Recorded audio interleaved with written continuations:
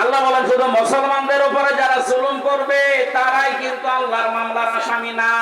যারা মানুষ হয়ে মানুষের অধিকার নষ্ট করে, তাদের উপরে জুলুম করে, ওরা আল্লাহর মামলার আসামি।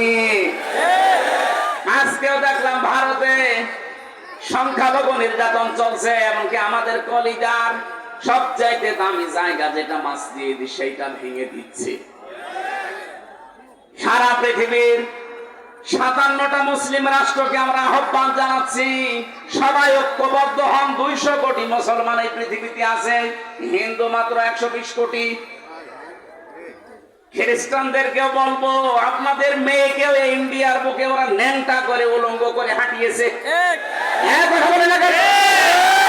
এই মুশরিক আর ইহুদি যারা, এরা তামাম দুনিয়ার মানবতার শত্রু। এরা মানুষ না। তামাম দুনিয়াতে এতদিন জানিয়েছে যে বাংলাদেশের সংখ্যালঘু নির্যাতন